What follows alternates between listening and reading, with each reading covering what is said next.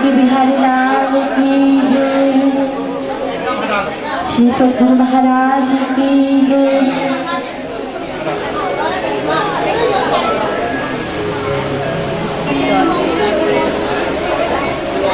श्री कृष्णा शरणं नमः। श्री कृष्णा शरणं नमः।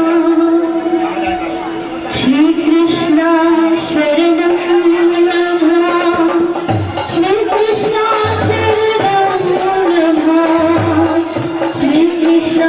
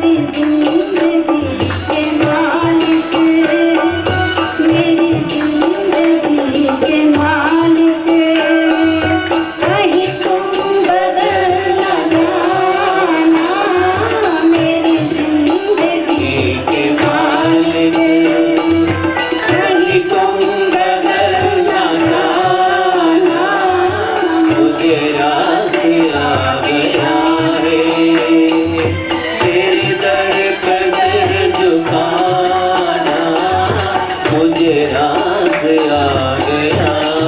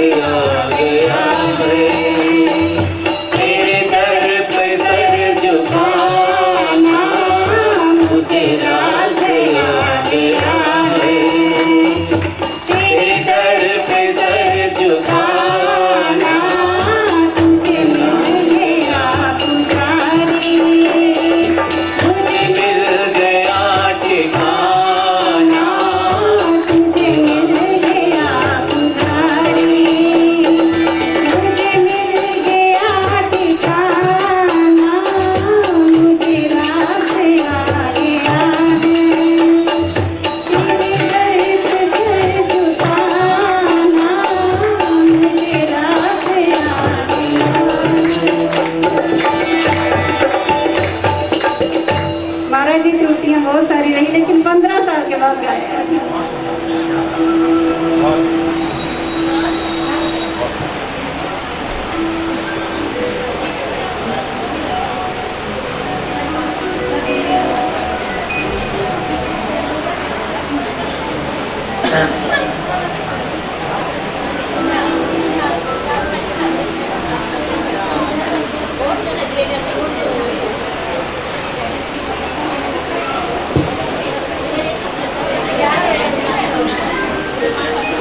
शंकरं शंकराचार्यं केशवं महाराजं सूत्रभाष्यकृतो वन्दे भगवन्तं पुनः पुनः। यत्सत्यं जगत्सत्यं यद्भासते यदन्तः यदानन्दे नन्दन्ति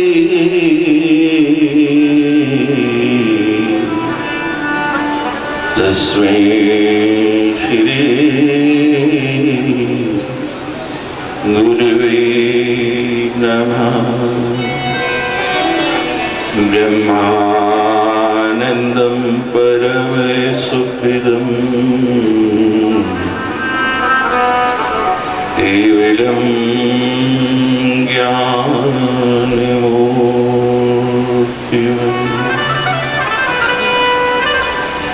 द्वन्द्वातीतं गगनसदृशं तत्त्वमस्यादिलक्ष्यम्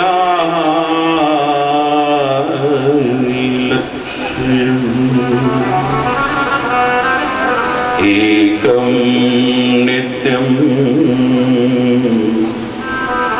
विमलमचलम् सर्वधी साक्षीभूतं भावातीतं त्रिगुणरहितं सद्गुरुं तं नमामि।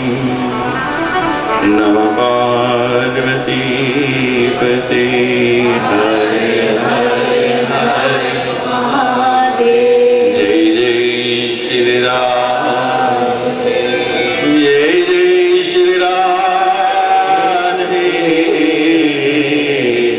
जय श्री राधे श्याम। बोलिए सद्गुरु महाराज की जय। परमादरणीय अर्चनीय वंदनीय प्रातस्मरणीय श्रोत्रिय ब्रह्मनिष्ठ सद्गुरुदेव महाराज,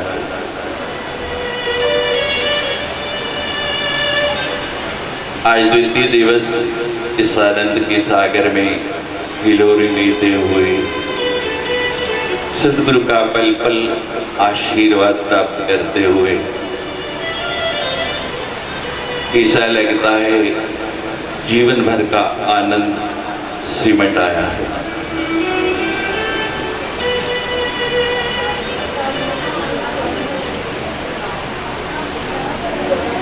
हमारे यहाँ कहते हैं ब्रह्म सत्यम जगत मिथ्या, लेकिन जब आप संत के पास आते हैं यह सत्यम जगत सत्यम, ये संसार मिथ्या नहीं है। इस आसार संसार को भी कैसे आप सार भूत बना के इसका भी आनंद ले सकते हैं, ये संत ही बताते। कल की चर्चा में आपने सुना कितना ही सुंदर और सरल शब्दों में महाराज श्री ने बता दिया कि मात्र वृत्ति को मोड़ना है। और वृत्ति मुड़ गई। जो प्यार आप संसार से करते हैं, जो संबंध आपने संसार से बनाया है, कोई उस परम पिता परमेश्वर से हो जाए तो कितना बड़ा परिवर्तन हो सकता है। छोटे छोटे सूत्र हमारे जीवन की दिशा बदल देते हैं। मैं आज सारा दिन उसी बात को दोहराता रहा, बुलिया रब दा की पाना, इधरों फुटना ते उधर रहना। बस इतनी सी बात है कि मन को वहां से हटा के यहाँ आपने लगा लिया। कबीर जी का वचन है, पीछे लागा जाए था लोक वेद के साथ, और आगे से सतगुरु मिला दीपक देना हाथ। सदगुरु हमारे जीवन को प्रकाशित कर देते हैं। अज्ञान अतिमिरन्दस्य ज्ञानांजन शलाकया चक्षुरुन्मीलितं येन तस्मै श्री गुरुवे। हमारा जो अंधकार है, अंतर में जो तमस है, उस तमस को कौन दूर कर सकता है? केवल सदगुरु। जिसका अपना दीपक प्रकाशित हुआ है, वो अपने दीपक से एक नहीं अनेक दीप जला सकता है। लेकिन जिसका अपना दीपक ही नहीं जला, वो लाख प्रयास कर ले, दूसरे का दीपक नहीं जला सकता। यदानंदी नंदनती, जो स्वयं आनंद में है वही दूसरे को आनंद देगा। जो स्वयं विषाद युक्त है वो दूसरे को आनंद नहीं दे सकता है। संत लोग कृपा करते हैं, किसी प्रकार चले आते हैं और हमारे उस दीपक को प्रज्वलित कर देते हैं। सदगुरु का आना ही प्रकाश का आना है। लेकिन सदगुरु के आने के बाद भी अगर हमको अंधकार महसूस होता है, हमको ये अनुभूति होती कि अभी अंधेरा है, तो समझना आपका दीपक जला नहीं है। जहां दीपक जल जाए वहां अंधकार रह नहीं सकता है। प्रकाश में इतना बल है, इतनी शक्ति है कि गहन अंधकार में आप माचिस की दिया सलाई भी जला दो ना, तो वहां प्रकाश हो जाएगा। लेकिन जहां प्रकाश की एक किरण भी है, अंधकार लाख प्रयास भी कर ले तो वहां पर अंधकार नहीं ला सकता। हमारे भीतर कमी रह जाती है। हम सद्गुरुओं के दिए हुए उपदेश, उनका दिया हुआ ज्ञान, उसका अनुसरण नहीं करते, उसको समझते नहीं। गुरु मुख से निकला हुआ एक एक शब्द मंत्र मूलम गुरुर्वाक्य। साधारणतः प्राय हम सभी गुरु जी ने जो हमको मंत्र दिया दीक्षा के समय, केवल वही जपना है। लेकिन गुरु गीता में स्पष्ट कह दिया है, मंत्र मूलम गुरुर्वाक्य। गुरु मुख से निकला हुआ एक एक शब्द, वो सारे के सारे मंत्र हैं। उनको अपने जीवन में उतारो, जीवन में ढालो, उनके पद चिन्हों पर चलते जाओ, तो आप लगेगा भगवान तो आपके सामने खड़ा है, दूर नहीं है, जैसा रात को आपने सुना।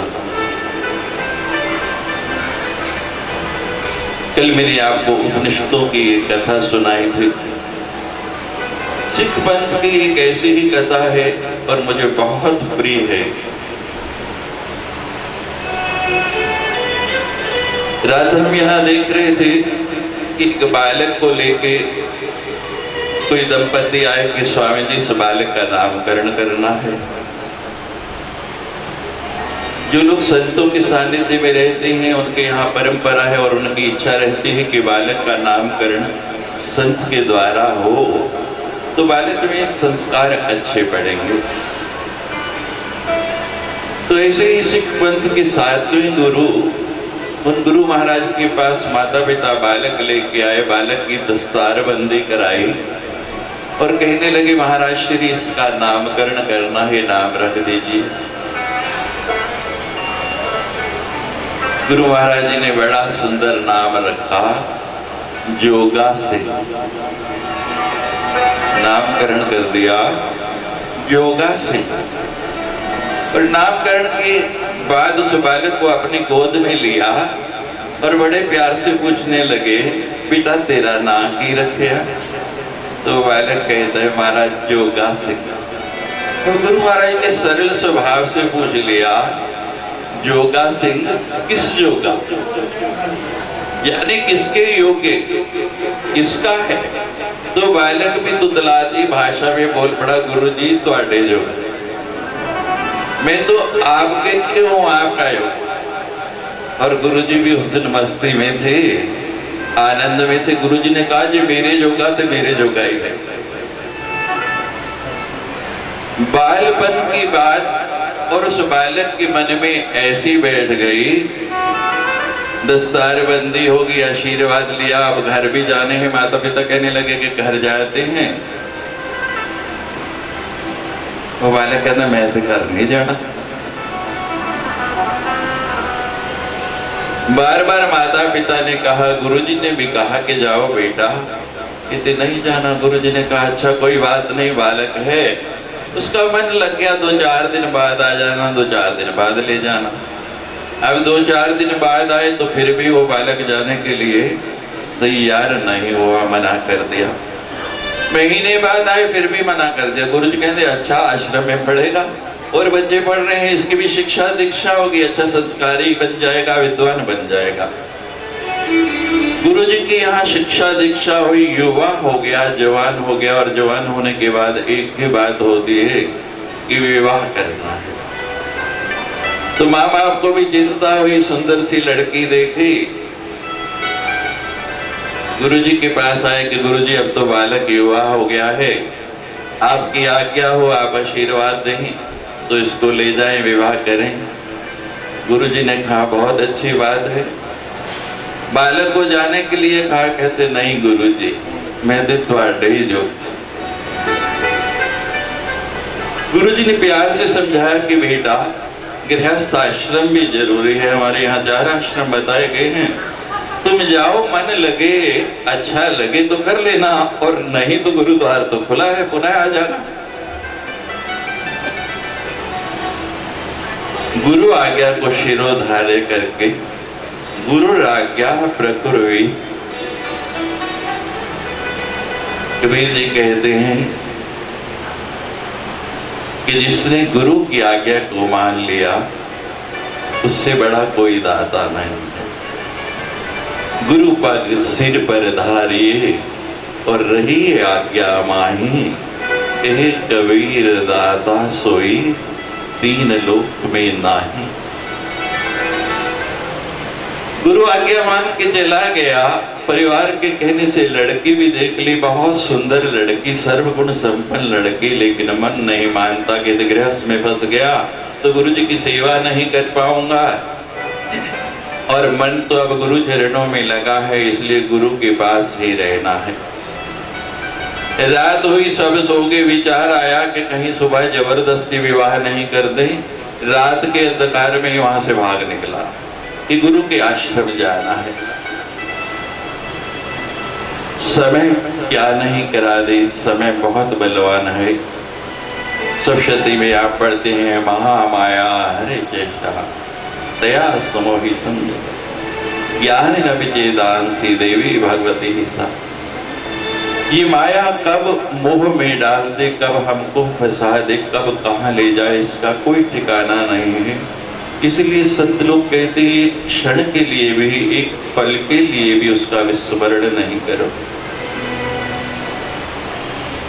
घर छोड़ के भाग निकला, रास्ते में मेला लगा हुआ था, पुराना समय था, थक भी गया था, कभी मेला देखा भी नहीं, बचपन से गुरु के आश्रम में रहा, तो वहां रुक गया। कहते चलो रात भी हो गई, विश्राम करते हैं और सुबह यहाँ से निकल के सदगुरु के पास जाएंगे। जब विश्राम करने लगा तो नृत्य की ध्वनि आ रही थी। वो नृत्य की ध्वनि सुनी तो ऐसी मधुर आवाज और ऐसा आकर्षण खिंचाव उसमें कि उधर ही पांव बढ़ गया। उस मेले में कोई नर्तकी आई हुई और वो नृत्य कर रही, उसकी आवाज आ रही, तो वहां पहुंच गया। ऐसे ही सीढ़ियां थी और ऊपर कक्ष से आवाज आ रही। जब सीढ़ियां चढ़ने लगा तो आगे के चौकीदार खड़ा, लंबा सा पगड़ी बांधे हुए, हाथ में डंडा लिया हुआ। कहते कहाँ जा रहे हो? कहने लगे ऊपर जा रहा हूँ। बड़ी सुंदर ध्वनि आती। कहते ऊपर नहीं जा सकते, अभी जगह खाली नहीं, जाओ वापस। वहां से वापस आया। फिर मन में आया कि मैं कहाँ जा रहा था। परिवार के आकर्षण में नहीं बंधा, उस इतनी सुंदर स्त्री के आकर्षण में नहीं बंधा। थोड़ी देर के लिए मन को बोध हुआ, सदगुरु का स्मरण किया, लेकिन जैसे ही लेटे वो ध्वनि फिर वहीं कीजिए, फिर वहां जाए। 3 बार 4 बार गया, चारों बार उस चौकीदार ने उसको वापस लौटा दिया। धीरे धीरे रात बीत गई, सुबह का उजाला होने को हो गया। वो नृत्य की आवाज भी बंद हो गई। उठा, लेकिन मन फिर भी वहीं अटका हुआ। फिर वो जब सीढ़ियां चढ़ने लगा तो देखा वो चौकीदार जो है ना, वो भी थक गया रात भर का। वो ऐसे ही उसकी रेलिंग के साथ सिर लगा के टिका के सो गया। थोड़ा और प्रकाश हुआ, दृष्टि पड़ी तो देखा सामने कौन? वही सदगुरु देव महाराज डंडा लेके खड़े, चरणों में लौट गया। जिसका सदगुरु रात भर चौकीदार बन के रक्षा करे, जिसकी, वो कभी भटक नहीं सकता। हम सब बहुत भाग्यशाली हैं कि ऐसे सदगुरु हमको मिले हैं। वो जो भी हमको शिक्षा दे शब्दों के माध्यम से, सत्संग के माध्यम से, अगर हम जीवन में उसका अनुकरण करेंगे और उसका अनुसरण करेंगे तो निश्चित रूप पर हम उस स्थान पर पहुंचेंगे जहां गुरु हमको पहुंचाना चाहता है। हर गुरु की ये इच्छा होती है कि मेरा शिष्य उस लक्ष्य तक पहुंचे, उसको पाए जिसको मैंने पाया है। गुरु सर्वस्व देना चाहता है। हमारे पात्र बहुत छोटे हैं, हम लेना नहीं चाहते। अवसर मिला है मात्र ये 2 दिन का समय, जितना भी आप सदगुरु का आशीर्वाद ले पाए लीजिए। ओम शांति।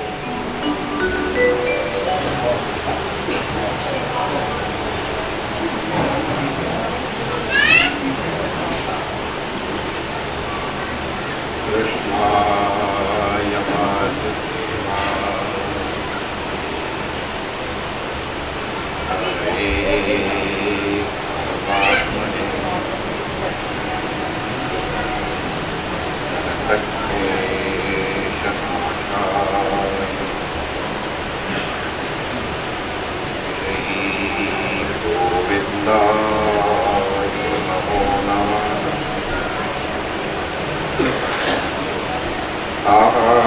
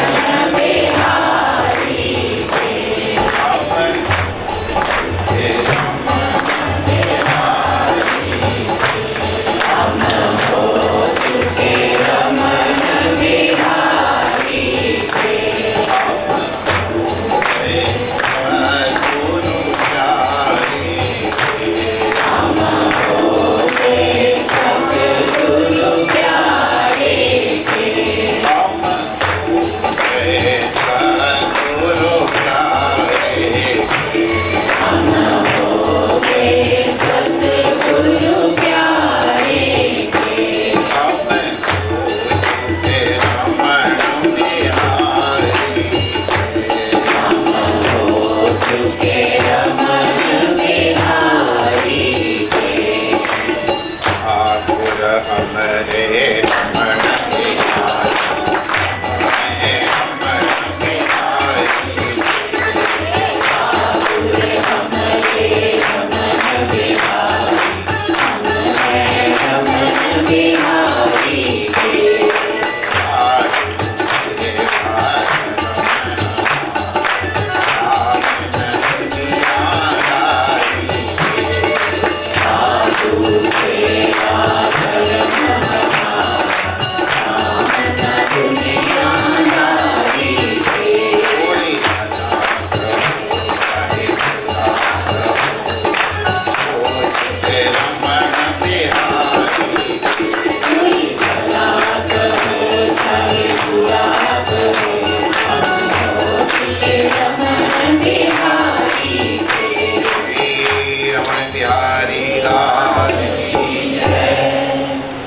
सद्गुरुदेव भगवान की जय। सर्व संत हरि भक्तन की जय।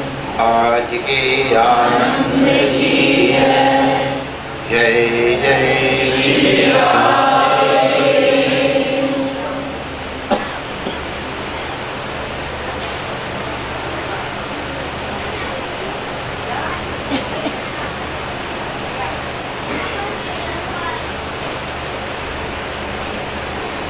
नारायण नारायण नारायण नारायण।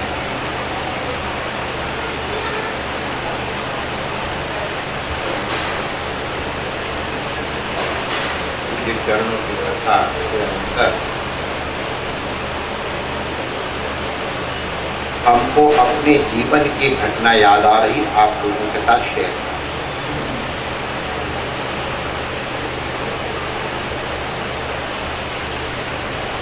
हम उस समय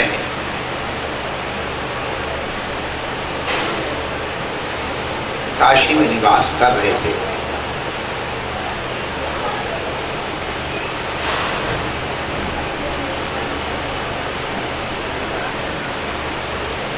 डॉक्टरेट करने के लिए पंचायती अखाड़े में निवास कर, 80 के पास रविंद्रपुरी का।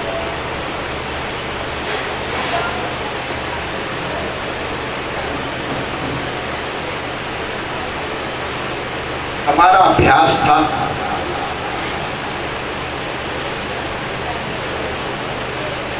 काशी निवास में भी हम प्रातः का नित्य भगवान का अभिषेक और पूजन करते थे। ये हमारा उस समय का था। लेकिन उस समय तक बाबा साहब के महिधान जी वगैरह नहीं थे,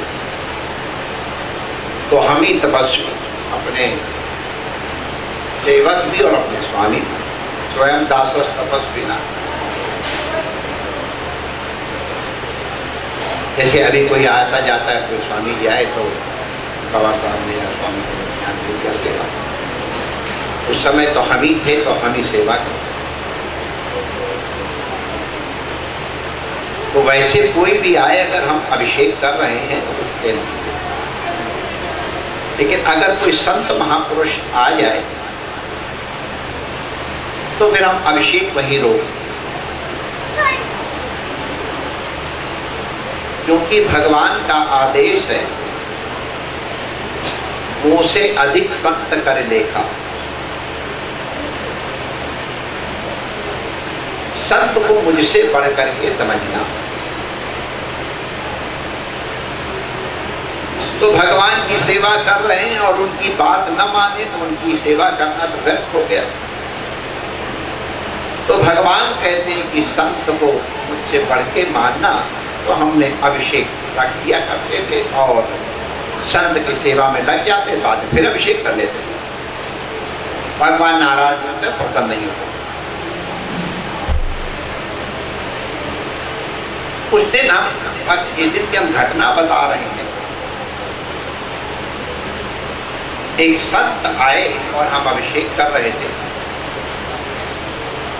मैंने अभिषेक वहीं रोक दिया, संत को आकर के प्रणाम किया, आसन दिया और जैसा कि स्वाभाविक पूछा था, महाराज क्या आप लोगे? कुछ ठंडा पियोगे, गर्म पियोगे, पाओगे, क्या करोगे? तो उस संत ने कहा, गुरु मेरे लिए संबोधन था उस संसारी के लोग के, गुरु ये खाना पीना तो जिंदगी भर लगा रहेगा, आओ मैं तुमको वो आज देने जा रहा हूँ जिसने मेरी जिंदगी बदल दी है, और जब मैं ये बात तुम्हें दूंगा, बताऊंगा, तुम्हारी जिंदगी भी बदल जाए। अरे मैंने कहा वाह वाह, इससे बढ़ के क्या बात हुई। हम वहीं बैठ गए।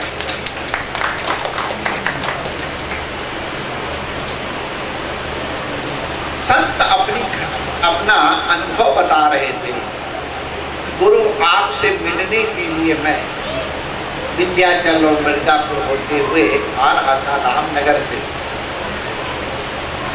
जो लोग काशी गए होंगे उनको मालूम है उस वाला पुल नहीं बना था, राजघाट वाला पुल था, वो बहुत दूर पड़ता था, तो लोग नाव से और रामनगर से 80 आ जाया करते थे, और नाव बड़ी सुविधा।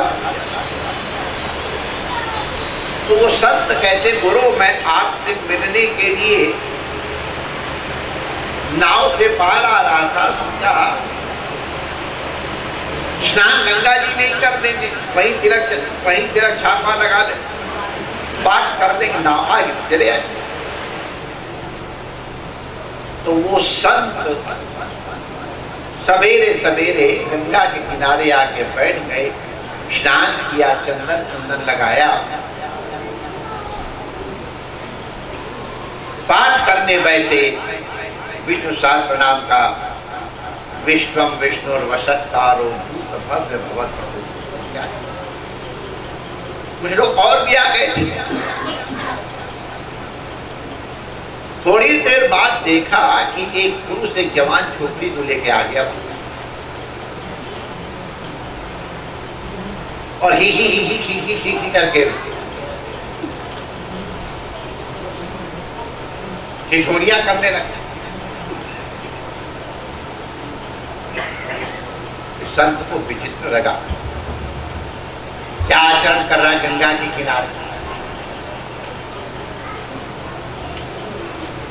थोड़ी देर बाद उन्होंने झोले से बोतल निकाली और लाल लाल रंग का पेय निकाला, पानी डाल के पीने लगे। संत ने कहा हद हो गई, अरे ये ब्रह्म मुहूर्त का समय, अमृत बेला, और ये निकम्मे लोग शराब पी रहे। संत कह रहे मेरा मन खराब, मैं पाठ तो कर रहा था विष्णु विष्णु वशत्कारो, लेकिन मन है कितने करते सवेरे सवेरे।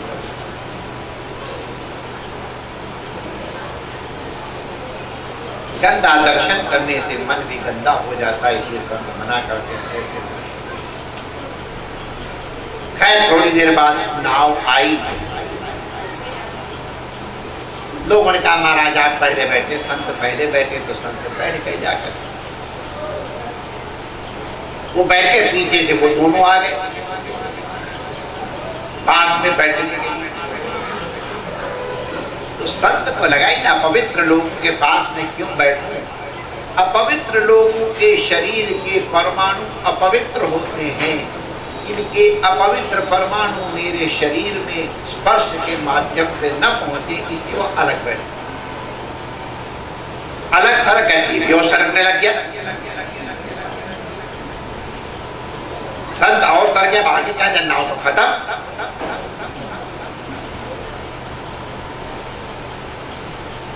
तो नजदीक क्या करता, बेटा इन संतों के चरण स्पर्श करो, तेरा कल्याण होगा। संत कहे गुरु हमको आश्चर्य हो गया, बेटा संतों के चरण स्पर्श करो तेरा कल्याण होगा, ये तो अभी क्या कर रहे थे। तो बेटा कह रहा तो ऐसे मुझे आश्चर्य से देखने लग गए, ये वही आदमी कोई और है।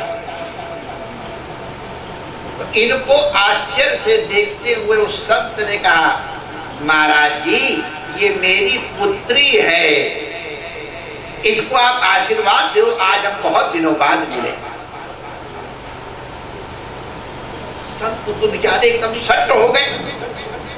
महाराज हम लोग बहुत दिनों बाद, हमारे यहाँ पूरब में जल्दी शादी हो जाती है और जल्दी शादी हुई और जल्दी भवानी आ गई, तो हमारी इनकी उम्र में कोई बहुत ज्यादा फर्क नहीं है, लेकिन जैसा बाप का बेटी के साथ बहुत प्यार होता है, हमारा इसके साथ बहुत प्यार है, बहुत दिनों बाद मिली है। महाराज आज हम आनंद से इसके वार्तालाप। महाराज बचपन की बात, एक बार उसको बुखार हुआ, ये हमसे बुखार में 70 का शरबत मांग रही, मैंने नहीं दिया क्योंकि पहले शरबत वगैरह नहीं पिलाते थे बुखार। ये कहती कि मैं अब तेरी बेटी नहीं रहूंगी, मैं मम्मी की बेटी बन जाऊंगी, तुम मुझे 70 का शरबत नहीं पिलाते, हमारी तुम्हारी खुद। ये बच्चों की बड़ी युक्ति होती है, मम्मी से काम निकालना हो तो बाप से, और बाप से काम निकालना हो अपना काम सिद्ध कर देते छोटे छोटे बच्चे। महाराज आज इसको मैं संतरे का शरबत पिला रहा था, तो मैं जजोरी मेरी बेटी है कि मम्मी की बेटी बनी। महाराज ये बहुत प्यारी पुत्री है, आप इसको कृपा करके आशीर्वाद। संत ने कहा गुरु मेरा मन हो रहा था, मैं इसको आशीर्वाद तो क्या था, किसी तरह ये नौका फट जाए तो मैं इस बीच गंगा में डूब करके मर जाऊं। अरे ये पिता पुत्री का पवित्र संबंध, और इसमें हमने कुदृष्टि कर ली। ये तो पी रहे हैं संतरे का शरबत और हमने मदिरा की दृष्टि कर ली।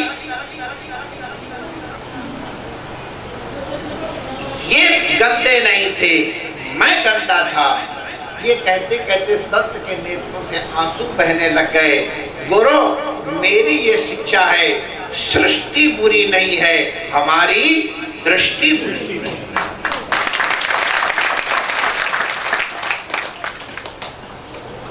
बुराई जहां हो वहां दूर करना है, सृष्टि को सुधारने की जरूरत नहीं है माय डियर। सृष्टि को कौन सुधार पाएगा? 16 कला का अवतार लेके आए थे, वो तो सुधार पाए नहीं, हम तुम सुधार लें।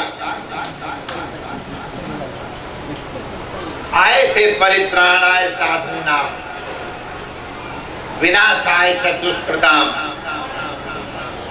उनके नाती पोते संतों के संग हंसी मजाक करते, महाराज इनके बेटी होगा कि बेटा हो, लड़के को सजा करके संतों से मजाक करते। संतन संग हासी जग जोई, नरक निशानी जान। जा रहे तीर्थ यात्रा करने के लिए प्रभास क्षेत्र में, वहां इन्होंने मदिरा की, जुआ खेले, भगवान के नाती पोते खास। अब ये बताओ उस प्रभास क्षेत्र में वाइन कहां से मिल गई, ये जुआ खेलने का सामान कहां से मिल गया? ये सब द्वारिका से ही गया।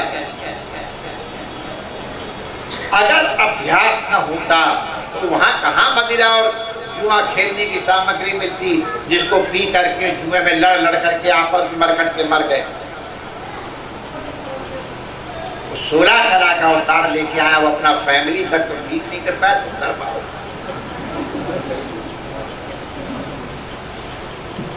माय डियर, सृष्टि को नहीं सुधारना है, हमको अपनी दृष्टि को सुधारना।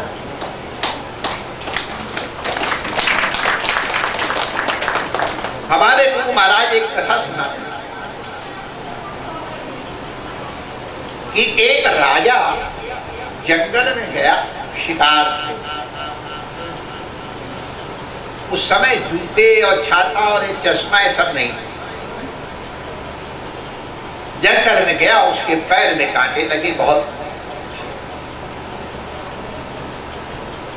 धूप लगी, सनबर्न हो गया, आंखें झिलमिलाने लग गई। लौट के आके कहता, भाई कुछ इंतजाम करो, देखो मेरे पैर छलनी हो गए कांटों से, मेरे सनबर्न हो गया, आंखें लाल हो रही, कुछ बताओ।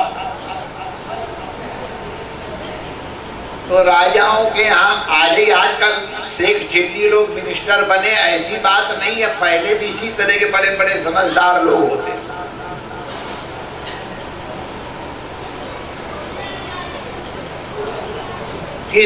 किसी ने सुझाव दिया, महाराज जितने कांटे के पेड़ हैं वो सब कटवा दिए जाएं, आपके पैर में कांटे ही नहीं लगेंगे।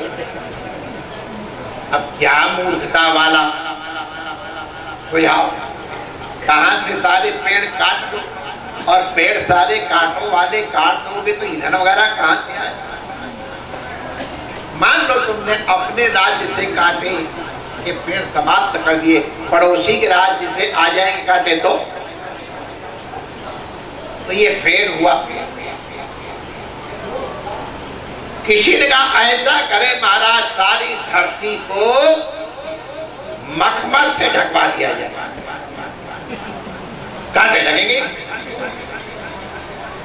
माय डियर, कांटे तो नहीं लगेंगे, लेकिन पेट में जब कांटे लगेंगे तब खेती कहां से हो।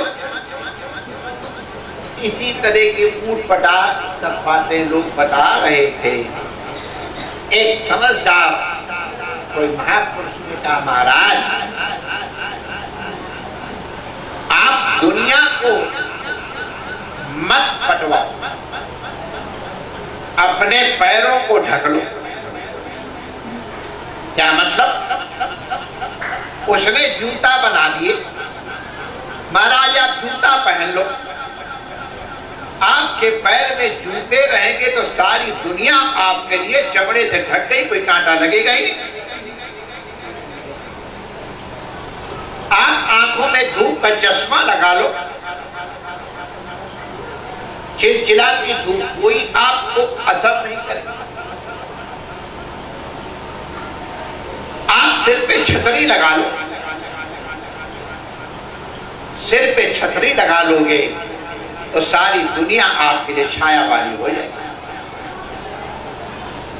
माय डियर, संसार के कांटे आप दूर नहीं कर सकते हो, अपने पैरों में जूते पहन सकते हो।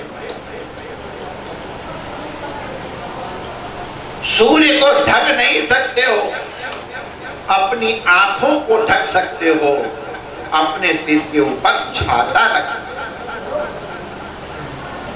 संसार को सुधारने की जरूरत नहीं है, अपने सावधान। माय डियर, सृष्टि नहीं बिगड़ी है, हमारी सृष्टि बिगड़ी। प्रसिद्ध कथा है, संसार क्या है, जो तुम्हारी दृष्टि वही संसार है। एक ही शरीर को कोई माता देखता है, कोई बहन देखता है, कोई पुत्री देखता है, कोई कामिनी देखता है, कोई मित्र देखता है, नाना प्रकार की दृष्टियां। शरीर एक है, लेकिन उसको किस दृष्टि से देखा जा रहा है, ये देखने वाले की पाप आंखों से प्रवेश कर। आंख सावधान है तो पाप नहीं होता। एक बार अर्जुन इंद्र की सहायता करने की उपलक्ष्य में इंद्र का स्वागत स्वीकार कर रहे। अर्जुन के स्वागत के लिए उर्वशी का नृत्य का आयोजन किया गया। उर्वशी सबसे अधिक सुंदर अप्सरा, भगवान ने अपने उरु भाग से उसको प्रकट किया है। नारायण, उससे अधिक सुंदरी कोई अप्सरा ही नहीं। उर्वशी का नृत्य हो रहा था, उसके सुंदर शरीर को सब ललचाई दृष्टि से देख। क्या सुंदर शरीर है, क्या हाव भाव। अर्जुन भी बड़े प्रेम से उर्वशी को घूर घूर के देख रहे थे। इंद्र ने समझा कि अर्जुन को उर्वशी के प्रति आकर्षण हो गया। स्वाभाविक सबको ही हो जाना चाहिए। इंद्र ने उर्वशी से कहा, तुम अर्जुन को संतुष्ट करो। अर्जुन बहुत सुंदर है। नर और नारायण दोनों भाई तो हैं। जैसे नारायण सुंदर वैसे नर अर्जुन भी बहुत सुंदर। उर्वशी का भी मन उसके प्रति आकर्षित हुआ। उर्वशी वैसे सुंदर और फिर बहुत सुंदर साज श्रृंगार करके अर्जुन की सेवा के लिए चली। उसका अनुभव, उसकी इच्छा वाले इंतजार करते थे कब उर्वशी आए। उर्वशी ने सोचा अर्जुन खड़ा होगा हमारे स्वागत के लिए, लेकिन वहां गई तो अर्जुन खड़ा ही नहीं मिला। थोड़ी उर्वशी के अहंकार को चोट लगी। मेरी जैसी सुंदरी इसकी सेवा के लिए आई है और ये मेरा स्वागत करने के लिए भी खड़ा नहीं। लेकिन अब उसके मन में भी अनुरक्ति थी। सोचा शायद संकोच कर रहा हो, अंदर दरवाजे में खड़ा हो। तो दरवाजे पे आई तो दरवाजे पे भी अर्जुन नहीं खड़े और चोट लगी।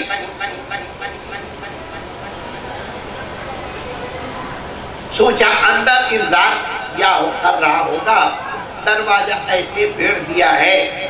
दरवाजे को खोलने की चेष्टा की तो अंदर से बंद। अब उर्वशी को बहुत, मैं इसके लिए आई हूं, ये दरवाजा बंद किए बैठा है, चली जाओ। लेकिन जैसा मैंने स्वाभाविक बताया, उर्वशी के मन में भी आकर्षण है। उसने अर्जुन का दरवाजा खटखटाया। खटखट दरवाजे की खटखटाहट की आवाज सुनके अर्जुन उठ करके खड़े हुए आए। आंखें मलते हुए सो रहे थे। उर्वशी को देखा, अरे माता आप इस समय रात में क्यों आ गई, मुझे क्यों नहीं बुला लिया। अर्जुन ने उर्वशी को माता शब्द से संबोधित किया तो उर्वशी व्याकुल हो गई। अरे तुम मुझे माता मत कहो, हम उर्वशी हैं, हम किसी की माता नहीं होती हैं। अप्सराएं सबके लिए भोग्या होती हैं। तुम हमारा उपभोग करो, हम तुम्हारे लिए आई हैं। अर्जुन ने कहा, माता आप ऐसी कैसी कल्पना कर सकती, मैं आपका पुत्र हूं। अब उर्वशी के मन की कामना जैसे रोकने से और बलवती होती है, और बलवती हो गई। अर्जुन के मन में अपना दृढ़ निश्चय और बलवान हो गया। कामात् क्रोधो विजायते, काम से क्रोध की उत्पत्ति होती है। उर्वशी नाराज हो गई। तुम नपुंसक की तरह मेरे को संतुष्ट नहीं कर रहे हो, मेरी इच्छा की पूर्ति नहीं कर रहे हो, जाओ तुम नपुंसक हो जाओ। तब किसी योग्य ने क्या? अर्जुन ने उर्वशी को फिर प्रणाम किया। माता कुपुत्रो जायेत क्वचिदपि कुमाता न भवति। कुपुत्र तो बहुत होते हैं, लेकिन कुमाता कोई नहीं होती है। आपका ये श्राप मेरे लिए आशीर्वाद। अर्जुन को बिल्कुल बुरा नहीं, तो मुझे घूर घूर के क्यों देख रहे थे राजसभा में जब मेरा नृत्य हो रहा था। माता मैं आपके सौंदर्य को देख रहा था, लेकिन मैं सोच रहा था ये मेरे पूर्व पुरुष पुरूरवा की प्रेयसी हैं, हमारे वंश की जननी हैं। ये इतनी सुंदर हैं, इनकी सुंदरता हम में आई है। मैं आप में सौंदर्य तो देख रहा था, लेकिन अपनी जननी का सौंदर्य देख रहा था, कामिनी का सौंदर्य। सौंदर्य किस तरह से देखा जाता है? ये हमारे बहन भी सुंदर होती है, उसके रूप को भी देखा जाता है। माँ भी सुंदर होती है, उसके भी रूप को देखा जाता है। पत्नी भी सुंदर होती है, उसके रूप को देखा जाता है। पुत्री सुंदर होती है, उसके रूप को देखा जाता है। वेश्या सुंदर होती है, उसके रूप को भी देखा जाता है। आंखें वही है, लेकिन देखने की दृष्टि बदल जाती है। अगर दृष्टि बदल जाती है, माय डियर, महापुरुषों ने कहा कि महापुरुष प्रकाश देते हैं। प्रकाश का मतलब क्या है? जो तुम्हारा अज्ञान है, मोह आदि, काम क्रोध लोभ मोह आदि जो है, ये आवृत किए हुए हैं आपके अंतःकरण को। गुरु की कृपा से, उनकी वाणी से, उनके आशीर्वाद से ये निवृत्त हो जाते हैं। उघरई विमल विलोचन ही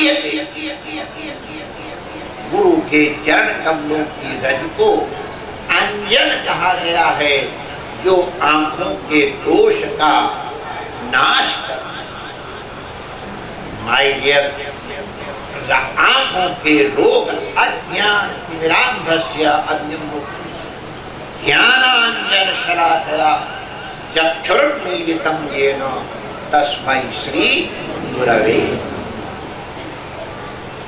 आंखों के रोग नष्ट होते हैं। सृष्टि नहीं बदलती है, दृष्टि बदल जाती है। दृष्टि ही का परिवर्तन तो है। कल जैसे चर्चा चली थी, ओए बुल्लिया, ओए रबदा की पौना, इत्थों फुट के अपनी दृष्टि को बदलो, तुम्हारी सृष्टि बदल जाएगी। जो पराया था वो अपना हो जाएगा। वो जिसको हम अपना मान बैठ रहे थे, अपना मान बैठे थे, अपने आप। इसलिए भगवान के साथ संबंध दृढ़ करो। गुरु के वचनों पे विश्वास करके अपने इन नेत्रों के रोगों का निवारण करो और हृदय में दृढ़ करो। ठाकुर हम